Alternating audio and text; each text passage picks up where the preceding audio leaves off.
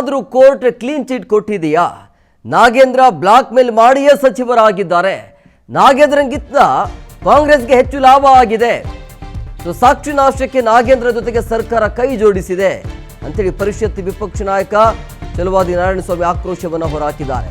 ಅಂದ್ರೆ ನಾಗೇಂದ್ರ ಅವರು black mail ಮಾಡಿನೇ ಸಚಿವರಾಗಿದ್ದಾರೆ ಅಂತೇಳಿ. ಅಂದ್ರೆ ನಾಗೇಂದ್ರನಿಂದ ಕಾಂಗ್ರೆಸ್ಗೆ ಅನುಕೂಲ ಇದೆ, ಹೆಚ್ಚು ಲಾಭ ಇದೆ ಅಂತ.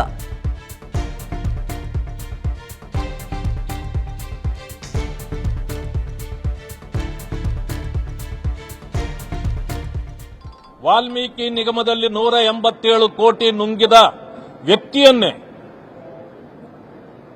ಇನ್ನೂ ನ್ಯಾಯಾಲಯದಲ್ಲಿ ಕೇಸು ಪೆಂಡಿಂಗ್ ಇರುವಾಗಲೇ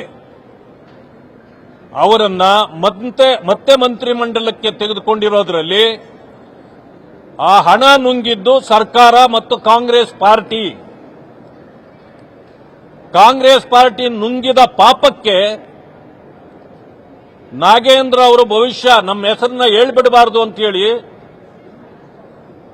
ಅವರನ್ನ ಮತ್ತೆ ಮಂತ್ರಿಮಂಡಲಕ್ಕೆ ತೆಗೆದುಕೊಂಡಿದ್ದಾರೆ. ಅವರಿಗೇನು ಕ್ಲೀನ್ ಚಿಟ್ ಕೊಟ್ಟಿಲ್ಲ. ಆದರೂ ತಗೊಂಡಿರೋದ್ರಿಂದ ಮೊದಲು ಅವರು ರಾಜೀನಾಮೆ ಕೊಡೋವರೆಗೂ ಸದನ ಮುಂದುವರಿಯೋದಿಲ್ಲ.